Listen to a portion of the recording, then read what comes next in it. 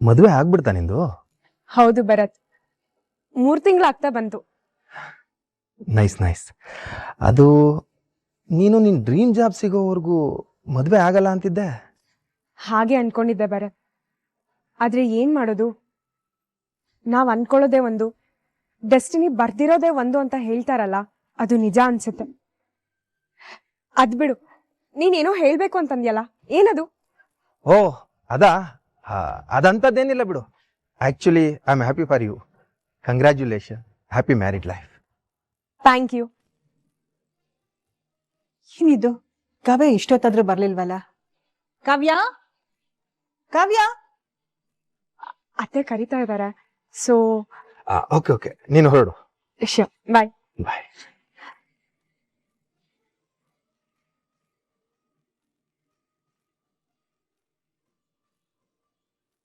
ಕಾವ್ಯ, ಬಂದೆ ಅತ್ತೆ.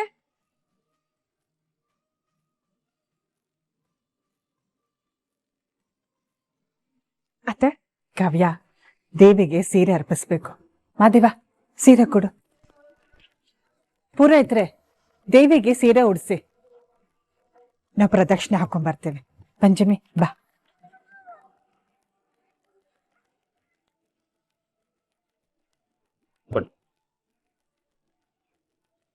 ಮಾದೇವ್, ವಿಭೂತಿ ಇಟ್ಕೊಳಪ್ಪ.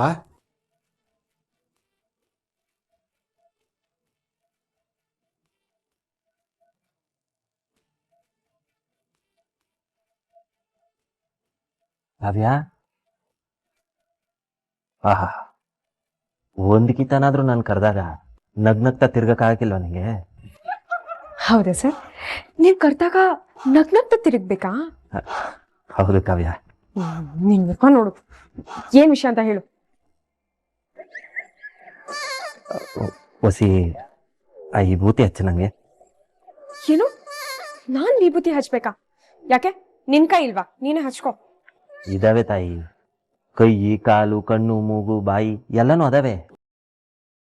ಆದ್ರೆ ನನ್ನ ಕೈ ಖಾಲಿ ಇಲ್ವೇ. ಕೈಯಾಗೆ ನೋಡು, ಈ ಪೂಜೆ ಸಾಮಾನೆಲ್ಲ ಐತೆ. ಅದಕ್ಕೆ ನೀನ್ ಸಹಾಯ ಕೇಳಿದ್ದು. ಅದಕ್ಕೆ ಯಾಕೊಳ್ಳೆ ಯಾವಾಗ್ಲೂ ಬೈಯಕ್ಕೆ ಕಾಯ್ತಿರೋಳ್ ತರ ಕುರ್ರಂತೀಯ.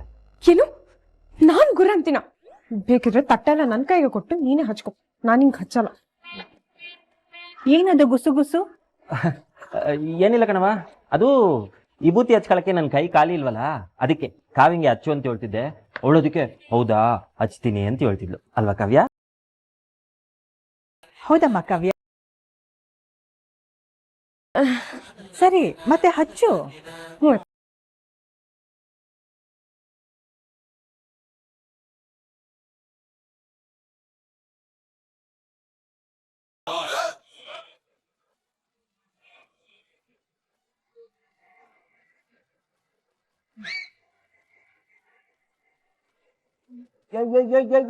ಇದೇನಾ?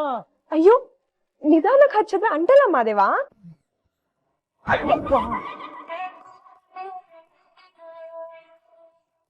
ಅಲ್ಲ, ಸಣ್ಣದಾಗ ಒಂದ್ ಬೊಟ್ಟಿಡು ಅಂದ್ರೆ ಈ ತರ ಪಟ್ಟೆ ಬೆಳೆಯದ?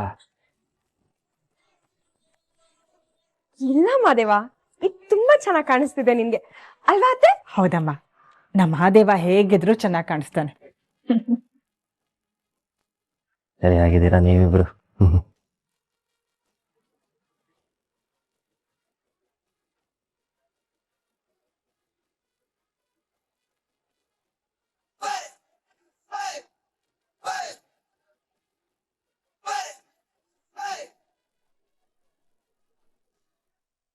ಹೊಡನ್ವಾ? ಹ್ಮ್, ಪಂಚಮಿ ಬಾ. ಹಿಡ್ಕ ನಡಿ.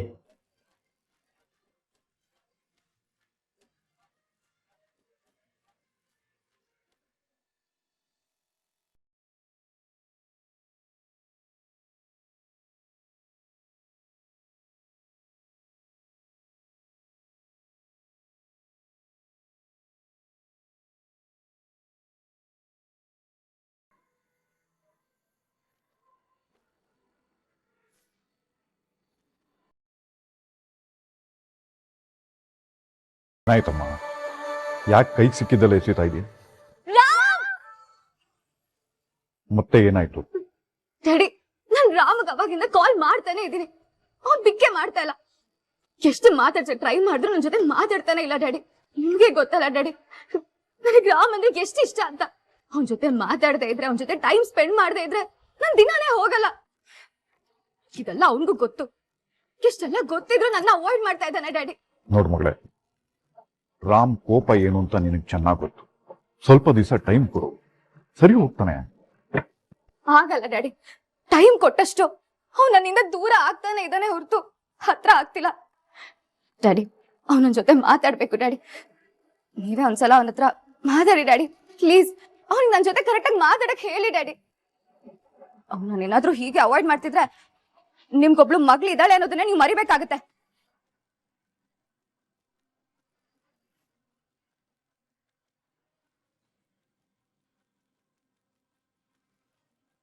ಯಾಕೆ ಹೀಗೆಲ್ಲ ಮಾತಾಡ್ತಿದ್ಯಾ ಪುಟ? ಹೌದು ಡ್ಯಾಡಿ, ನಾನು ಇದನ್ನ ಜಸ್ಟ್ ಮಾತಕ್ಕೆ ಹೇಳ್ತಿಲ್ಲ, ನಿಜವಾಗ್ಲೂ ಹೇಳ್ತಾ ಇದ್ದೀನಿ. ಅವನೇನಾದ್ರೂ ಹೀಗೆ ಮಾಡ್ತಿದ್ರೆ ನಾನು ಸತ್ತು ಹೋಗ್ಬಿಡ್ತೀನಿ ಅಷ್ಟೇ.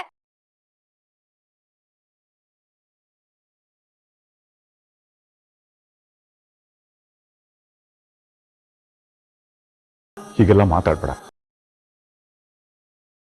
ನೀನು ನನ್ನ ಸರ್ವಸ್ವ. ರಾಮ್ ಹತ್ರ ನಾನು ಮಾತಾಡ್ತೀನಿ. ನಿನ್ ಡ್ಯಾಡಿ ಇದ್ದಾರೆ, ಅಲ್ಲಿ ತನಕ ನೀನು ಏನು ಯೋಚನೆ ಮಾಡಬೇಡ. ಆದ್ರೆ ಪ್ಲೀಸ್ ಈ ತರ ಎಲ್ಲ ಮಾತಾಡ್ಬೇಡಮ್ಮ.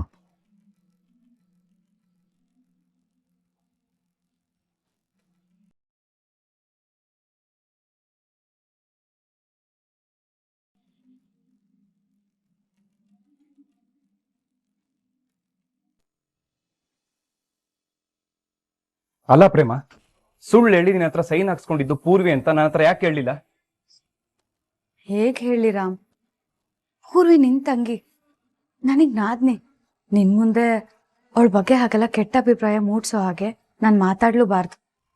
ಏನೋ ತಿಳಿದೆ ತಪ್ಪು ಮಾಡಿದಾಳೆ, ಅದಕ್ಕೆ ಯಾರಿಗೂ ಹೇಳ್ದೆ ಆ ವಿಷಯನ ದೊಡ್ಡದ್ ಮಾಡ್ಲಿಲ್ಲ ನಾನು. ಈಗ ಹೋಗ್ಲಿ ಬಿಡೋ, ಕೇಸ್ ಎಲ್ಲ ಮುಗ್ದೋಗಿದೆ. ಈಗ ಯಾಕೆ ಅದ್ರ ಬಗ್ಗೆ ಯೋಚನೆ ಮಾಡ್ಬೇಕು? ನೀನ್ ಆರಾಮಾಗಿರು. ಅದು ನಿಜಾನೇ, ಆದ್ರೆ ಮನೇಲಿ ಇತ್ಕೊಂಡು ಈ ತರ ಎಲ್ಲ ಕೆಲಸ ಮಾಡಿದ್ರೆ ಹೇಗೆ ಹೇಳು? ರಾಮ್, ನಿನ್ಗಿನ್ನ ಪೂರ್ವಿ ಮೇಲೆ ಕೋಪ ಹೋಗಿಲ್ವಾ? ಅವಳೇನೋ ಚಿಕ್ಕವಳು, ತಿಳಿದೆ ತಪ್ಪು ಮಾಡಿದಾಳೆ. ನಾವು ದೊಡ್ಡವರಾಗಿ ಅವಳಿಗೆ ತಿಳಿಸ್ಬೇಕಿದ್ದೀನ.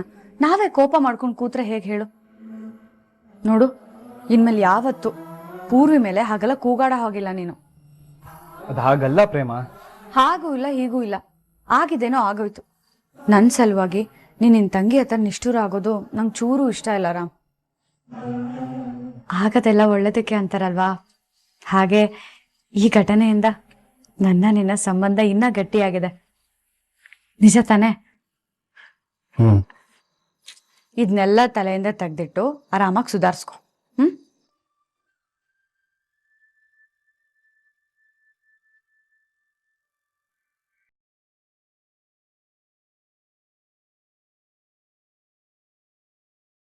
ಪ್ರೇಮ ಎಷ್ಟು ಒಳ್ಳೆಯವಳು, ಎಲ್ಲಾನು ಪಾಸಿಟಿವ್ ಆಗಿ ತಗೊಂತಾಳೆ.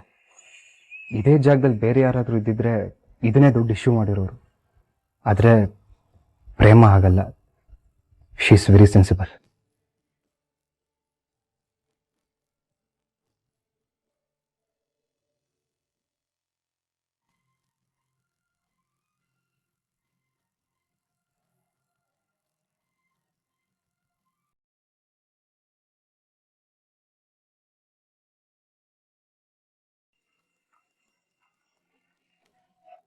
ಕಾವ್ಯ, ಮೊದಲನೇ ಸಲ ಅಡ್ಗೆ ಮಾಡ್ತಿರೋದಲ್ವಾ, ಉಪ್ಪು ಮಾತ್ರ ಹುಷಾರಾಗಿ ಹಾಕ್ಬೇಕು. ಸ್ವಲ್ಪ ಸ್ವಲ್ಪ ಹಾಕ್ದಂಗೆ ರುಚಿ ನೋಡ್ತಾ ಇರು, ಅವಾಗ ಗೊತ್ತಾಗುತ್ತೆ. ಸರಿ ಅಕ್ಕ, ಥ್ಯಾಂಕ್ ಯು ಸೋ ಮಚ್. ನೀನ್ ಎಷ್ಟು ಈಸಿಯಾಗಿ ರೆಸಿಪಿನ ಹೇಳ್ಕೊಡ್ತಿದ್ಯಾ ಅಂದ್ರೆ ನನಗೆ ತುಂಬಾ ಕಾನ್ಫಿಡೆನ್ಸ್ ಬರ್ತಿದೆ. ಇದೇ ಕಾನ್ಫಿಡೆನ್ಸ್ ಮೇಲೆ ನಾನು ಅತ್ತೆಗೆ ಅಡ್ಗೆ ಮಾಡಿ ಬಡಿಸ್ತೀನಿ. ಮನ್ಸಿಟ್ಟು ಅಡ್ಗೆ ಮಾಡಿದ್ರೆ ಎಲ್ಲ ಅಡ್ಗೆನೂ ಸಖತ್ತಾಗತ್ತೆ. ನೀನೇನು ತಲೆ ಕೆಡ್ಸ್ಕೊಬೇಡ. ಅದೇನೋ ಅಂತಾರಲ್ಲ, ಚೆನ್ನಾಗ್ ಮಾಡಿದ್ಯಾ ಅಂತ. All the best. ಹಾ ಅದೇ, ಚೆನ್ನಾಗ್ ಮಾಡು.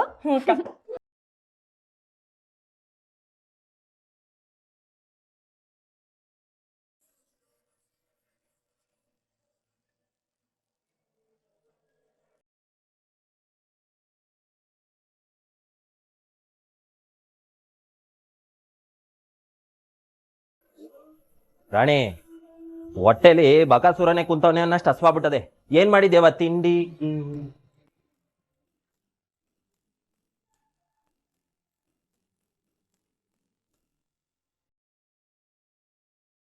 ಮಾದೇವ, ಹಶ್ವಾಗ್ತಿದ್ಯಾ? ಇರು, ಹಾಗಲಕಾಯಿ ಗೊಜ್ಜು ಮಾಡ್ತಾ ಇದ್ದೀನಿ. ಒಂದ್ ಸ್ವಲ್ಪ ಹೊತ್ತಲ್ಲಿ ರೆಡಿ ಆಗೋಗುತ್ತೆ, ಬಡಿಸ್ತೀನಿ. ಹಸುವ ನನ್ಗ ಹಂಗೆಲ್ಲ ಏನಿಲ್ಲ ಕಾವ್ಯ, ನನ್ಗೆ ಹಸುವೇ ಇಲ್ಲ. ಹಸು ಅಂದ್ರೆ ಏನು ಅಂತಾನೆ ಗೊತ್ತಿಲ್ಲ. ಏನು? ಹಶು ಅಂದ್ರೆ ಏನು ಅಂತಾನೆ ಗೊತ್ತಿಲ್ವಾ? ಅಯ್ಯ ಥೂ, ಅದು ಹಸುವಾಗದೆ ಅಂತ ಹೇಳೋಕೆ ಹೋಗಿ 4 ಪದ ಜಾಸ್ತಿ ಬಂದ್ಬಿಡ್ತು ಅಷ್ಟೇ. ನೀನೇನೋ ಕೆಲಸ ಮಾಡ್ತಿದ್ಯಾ ಅನ್ಸತ್ತೆ, ಮಾಡು ನಾನು ನಿಂಗೆ ತೊಂದರೆ ಕೊಡೋಕ್ಕಿಲ್ಲ. ಮಾದೇವ, ಒಂದ್ ನಿಮಿಷ ನಿಂತ್ಕೋ.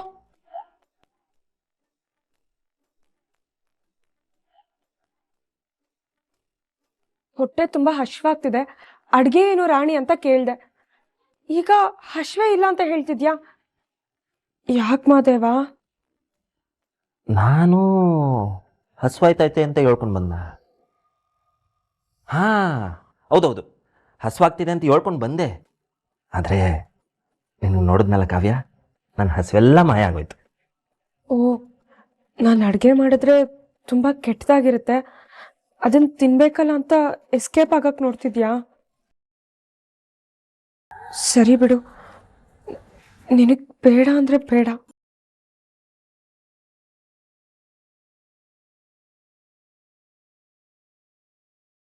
ಮಾಧವ, ಏನ್ ಯೋಚನೆ ಮಾಡ್ತಿದ್ಯಾ? ಏನಿಲ್ಲ ಕಾವ್ಯ, ನೀನು ಅನ್ಕೊಂಡಾಗೆಲ್ಲ ಏನಿಲ್ಲ. ನೀನೇ ತಿಂಡಿ ಮಾಡಿದ್ಯಾ? ಸರಿ, ಅದೇನು ಕೊಡು, ತಿನ್ಕೊಬಿಡ್ತೀನಿ. Are you sure? ಆರು ಸೂರನ ಅಂದ್ರೆ ನಾನ್ ಮಾಡಿದ್ದೀನ ನೀನು ಪಕ್ಕ ತಿಂತೀಯ ಅಂತ. ನಿನಗ್ ಬೇಜಾರೇನು ಇಲ್ಲ ತಾನೆ? ಏ ಹಂಗೆಲ್ಲ ಏನಿಲ್ಲ ಕಾವ್ಯ. ನೀನು ಈಟೊಂದ್ಸಲ ಅಡುಗೆಗೆ ಪ್ರಯತ್ನ ಪಡ್ತಾ ಇದೀಯ ಅಂತಂದ್ರೆ ಈಕಿತ ಖಂಡಿತವಾಗ್ಲೂ ಚೆನ್ನಾಗೇ ಮಾಡ್ತೀಯ. ನೀನು ಅದೇನೇ ಮಾಡಿರು ತಗೊಂಬಂದು ಕೊಡು, ನಾನು ತಿಂತೀನಿ. ಸರಿ, ಹಾಗಿದ್ರೆ ಹಾಗಲಕಾಯಿ ಗೊಜ್ಜು ಮಾಡ್ತಾ ಇದ್ದೀನಿ, ಆಗಿದ ತಕ್ಷಣ ಬಡಿಸ್ತೀನಿ, ಸರಿನಾ? ಸರಿ ಕಾವ್ಯ.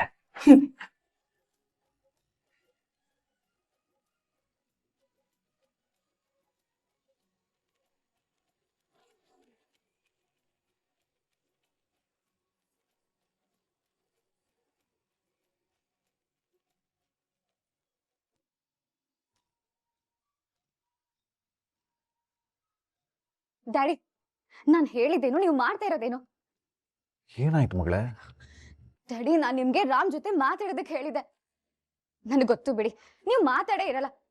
ಡ್ಯಾಡಿ, ಅವನನ್ನ ಅವಾಯ್ಡ್ ಮಾಡ್ತಾ ಇದ್ದಾನೆ. ಡ್ಯಾಡಿ, ಅವ್ನು ಹೀಗೆ ನಾನು ಅವಾಯ್ಡ್ ಮಾಡ್ತಾ ಇದ್ರೆ ಚಾಕು ತಗೊಂಡು ಇದೇ ಚುಚ್ಚಾಗ ಆಗ್ತಾ ಇದೆ. ಅರ್ಥ ಮಾಡ್ಕೊಳ್ಳಿ ಡ್ಯಾಡಿ, ಪ್ಲೀಸ್. Cool down. ನಾನು ಹೇಳಿದ್ನಲ್ಲ ಎಲ್ಲ ಸರಿ ಮಾಡ್ತೀನಿ ಅಂತ. ನಾನು ಹೇಳಿದ ಮೇಲೆ ಆ ಕೆಲಸ ಮಾಡೇ ಮಾಡ್ತೀನಿ. ಮಾಡೇ ಮಾಡ್ತೀನಿ ಅಂತ ಹೇಳಿ ಇಷ್ಟೊತ್ತಾದ್ರೂ ಏನೂ ಆಗಿಲ್ಲ, ಯಾಕೆ? ಡ್ಯಾಡಿ, ನನ್ ಟೈಮ್ ಕೊಡೋದಕ್ಕೆ ಆಗಲ್ಲ. ನೋಡ್ ಮಗಳೇ, ಈ ವಿಷಯ ಮಾತಾಡೋದಕ್ಕೆ ಅಂತಾನೆ ರಾಮ್ನ ಬರೋದಕ್ಕೆ ಕೇಳಿದೀನಿ. ಅವ್ನು ಇನ್ನೇನು ಬರ್ಬೋದು. May I come in sir?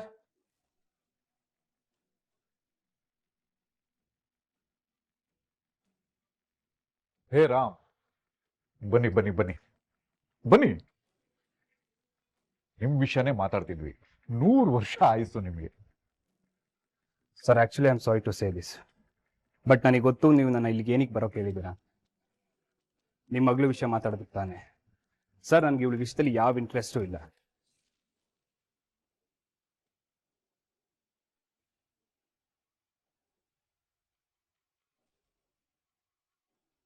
ಅಡಿಕೆಗೆ ಹೋದ್ ಮಾನ ಆನೆ ಕೊಟ್ಟು ಬರಲ್ಲ ಅನ್ನೋ ಗಾದೆನೇ ಇದೆಯಲ್ಲ ಸರ್.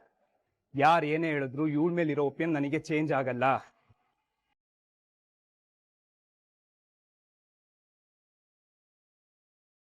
ರಾಮ್, ಹಾಗಿದ್ದೆಲ್ಲ ಮರ್ತ್ಬಿಡು Ram. I am really sorry Ram. ಇದೊಂದ್ಸಲ ಕ್ಷಮಿಸ್ಬಿಡು ರಾಮ್, ಪ್ಲೀಸ್ ರಾಮ್. ನಂಗೆ ನಿನ್ ಜೊತೆ ಮಾತಾಡದೆ ಇರಕ್ಕಾಗಲ್ಲ.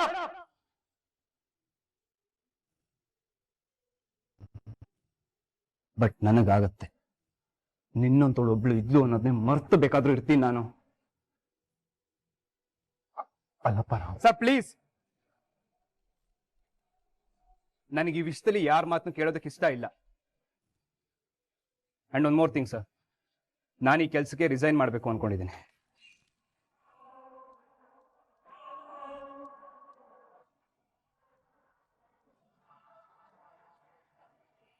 ಏನು ಹೇಳ್ತಿದ್ದೀರಿ ರಾಮ್? ರಿಸೈನಾ? ಅಲ್ಲ, ಎಷ್ಟು ಸಣ್ಣ ವಿಚಾರಕ್ಕೆ ಇಷ್ಟು ದೊಡ್ಡ ಡಿಸಿಷನ್ ತಗೋತಾ ಇದ್ದೀರಿ ರಾಮ್? ನೀವೊಬ್ರು ಒಳ್ಳೆ ಸರ್ಜನ್ನು, ಎಲ್ಲರೂ ನಿಮ್ ಟ್ರೀಟ್ಮೆಂಟ್ನ ಹುಡ್ಕೊಂಡು ಬರ್ತಾರೆ.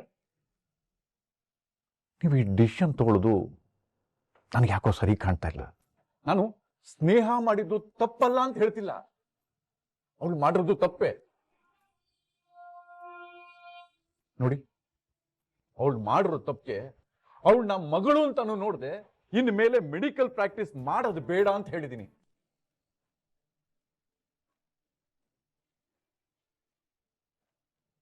ಇದಕ್ಕಿಂತ ದೊಡ್ಡ ಶಿಕ್ಷೆ ಇನ್ನೇನು ಕೊಡೋದಕ್ಕಾಗುತ್ತೆ ರಾಮ್? ನಿಮ್ಮನ್ನ ಕಳ್ಕೊಳ್ಳೋದಕ್ಕೆ ನನಗಿಷ್ಟ ಇಲ್ಲ. ಪ್ರೊಫೆಷನಲ್ ಲೈಫ್ ಬೇರೆ, ಪರ್ಸನಲ್ ಲೈಫ್ ಬೇರೆ, ಎರಡನ್ನೂ ಮಿಕ್ಸ್ ಮಾಡಿಕೊಂಡು ಈ ಥರದೊಂದು ಡಿಸಿಷನ್ ತಗೋಬೇಡಿ. ನಾನು ಹೇಳೋದು ನಿಮ್ಗೆ ಅರ್ಥ ಆಯ್ತು ಅನ್ಸುತ್ತೆ. ಯಾಕೇನು ಹೇಳ್ದೆ ನಿಂತಿದ್ದೀರಾ ರಾಮ್? ನೋಡಿ, I know you are a good decision maker. ಯಾವುದೋ ಸಿಲ್ಲಿ ವಿಚಾರಕ್ಕೆ ನಿಮ್ ಲೈಫ್ನ ರಿಸ್ಕ್ ಮಾಡ್ಕೋಬೇಡಿ. ನೋಡಿ, ಈ ಫೈಲಲ್ಲಿ ಪೇಷಂಟ್ ಅದು ರಿಪೋರ್ಟ್ ಇದೆ. Please go through it. ಅವ್ರಿಗೆ ಟ್ರೀಟ್ಮೆಂಟ್ ಕೊಡಿ.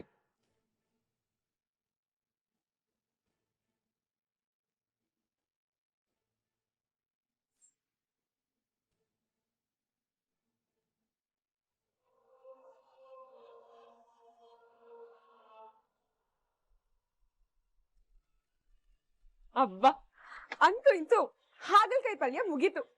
ಹೇಗಿದೆ ಅಂತ ಟೇಸ್ಟ್ ಮಾಡಿ ನೋಡ್ತೀನಿ.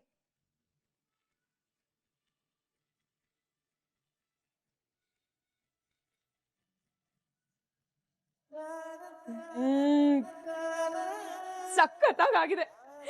ವೆಲ್ಡನ್ ಕಾವ್ಯ, ವೆಲ್ಡನ್. ಅಂತೂ ಇಂತೂ ಚೆನ್ನಾಗಿ ಅಡ್ಗೆ ಮಾಡೋದನ್ನ ಕಲ್ತ್ಬಿಟ್ಟೆ ನಾನು. ನೈಸ್.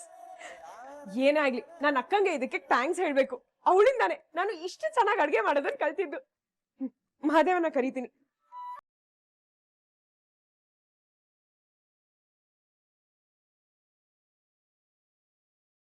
ಹೊತ್ತು ಅಡ್ಗೆ ಮನೇಲಿದ್ಲ ಇವಳು? ಇಲ್ಲೇನ್ ಮಾಡ್ತಾ ಇದ್ಲು?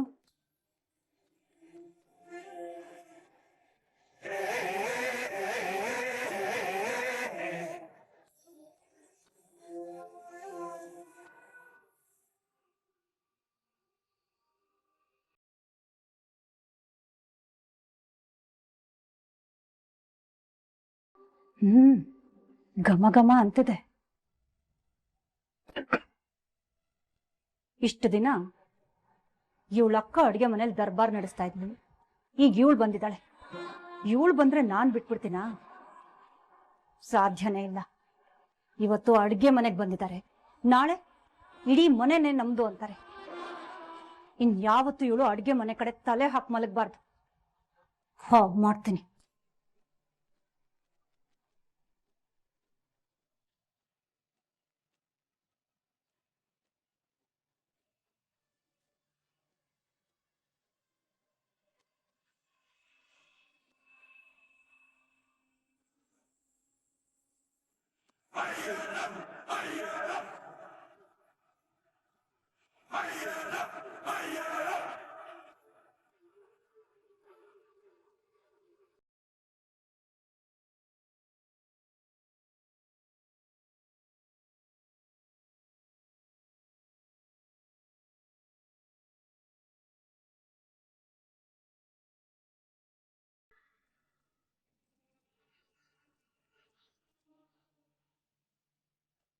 ಅಯ್ಯೋ, ನಾನ್ ಮಾಡಿದ ಗೊಜ್ಜೆಲ್ಲ ಏನಾಯ್ತು?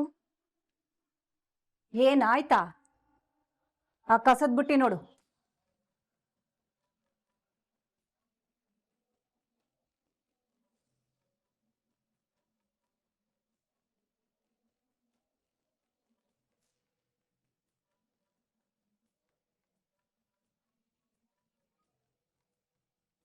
ಅದೇ ಯಾರ ಮಾಡಿದ ಕರಿನೆಲ್ಲ ಡಸ್ಟ್ಬಿನ್ ಹಾಕಿದ್ದು?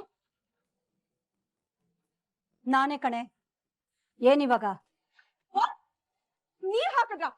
ಯಾಕೆ ಹಾಗೆ ಮಾಡಿದ್ರಿ? ಯಾಕೆ ಅಂದ್ರೆ ಇದು ನನ್ನ ಅಡ್ಗೆ ಮನೆ, ನನ್ನ ಇಷ್ಟ. ನಾನ್ ಏನ್ ಬೇಕಾದ್ರೂ ಮಾಡ್ತೀನಿ. ಮಾಡೋದೆಲ್ಲ ಮಾಡಿ ಹೇಗ್ ಮಾತಾಡ್ತೀರಾ ನೋಡಿ. ಅಲ್ಲ, ನಿಮ್ಗೆ ಇದು ಅನ್ನಿಸ್ತಿಲ್ವಾ? ನಾನ್ ಮಾಡಿರೋ ಅಡ್ಗೆ ಡಸ್ಟ್ಬಿನ್ ಹಾಕಿ ನಾನೇ ಮಾಡಿದ್ದು ಅಂತ ಹೇಳ್ತಿರಲ್ಲ, ನಾಚಿಕೆ ಆಗೋದಿಲ್ವಾ? ಏಯ್, ನಾಚಿಕೆ ಗಿಚ್ಕೆ ಅಂತೆಲ್ಲ ಮಾತಾಡಿದ್ರೆ ಸರಿ ಇರಲ್ಲ, ಹೇಳ್ತಾ ಇದ್ದೀನಿ. ನೀವ್ ಮಾಡಿರೋ ಕೆಲ್ಸಕ್ಕೆ ಇನ್ನೇನಂತಾರೆ? ಓ, ತುಂಬಾ ಒಳ್ಳೆ ಕೆಲ್ಸ ಮಾಡಿದೀರಾ ಅಂತ ಅಪ್ರಿಶಿಯೇಟ್ ಮಾಡ್ಬೇಕಾ, ಅಥವಾ ಶಾಲ್ ಹಾಕಿ ಸನ್ಮಾನ ಮಾಡ್ಬೇಕಿತ್ತ? ಎಷ್ಟು ಸಣ್ಣ ಮನಸ್ಥಿತಿ ಇದ್ರೆ ಹೀಗ್ ಮಾಡ್ತೀರಾ ನೀವು? ಏ ಕಾವ್ಯ, ಜಾಸ್ತಿ ಮಾತಾಡ್ತಿದ್ಯಾ ನೀನು. ಏಯ್, ಅಷ್ಟಕ್ಕೂ ನೀ ಇಲ್ಲಿ ಬಂದ್ ಅಡ್ಗೆ ಮಾಡಕ್ಕೆ ಯಾರೇ ಪರ್ಮಿಷನ್ ಕೊಟ್ಟಿದ್ದು? ನಾನ್ ಯಾರ್ ಪರ್ಮಿಷನ್ ಆದ್ರೂ ಯಾಕೆ ಕೇಳ್ಬೇಕು? ಹಾಗೂ ಪರ್ಮಿಷನ್ ಕೇಳೋದೇ ಇದ್ರೆ ಕಲ್ಯಾಣಿ ಅತ್ತೆ ಪರ್ಮಿಷನ್ ಕೇಳ್ತೀನಿ. ಅದ್ಬಿಟ್ಟು ನಿಮ್ ತರ ವಿಷಕಾರಿ ಮನಸ್ಥಿತಿ ಇರೋರ್ ಹತ್ರ ಕೇಳೋದಿಲ್ಲ. ನಿಮ್ ಹಾಗೆ ಚೀಪ್ ಟ್ರಿಕ್ಸ್ ಉಪಯೋಗಿಸಿ ನಮ್ಮನ್ನ ಕುಗ್ಸೋದಕ್ ನೋಡೋರ್ ಹತ್ರ ಪರ್ಮಿಷನ್ ಕೇಳೋದಿರ್ಲಿ. ನಿಮ್ಮನ್ನ ಮನುಷ್ಯರು ಅಂತಾನು ನೋಡೋದಿಲ್ಲ ನಾನು. ಬೇಡ ಕಾವ್ಯ, ಬಾಯಿಗೆ ಬಂದಾಗ ಮಾತಾಡಿದ್ರೆ ಪರಿಣಾಮ ನೆಟ್ಟಗಿರಲ್ಲ. ಏನ್ರಿ ಮಾಡ್ತೀರಾ? ಏನ್ ಮಾಡ್ತೀನೋ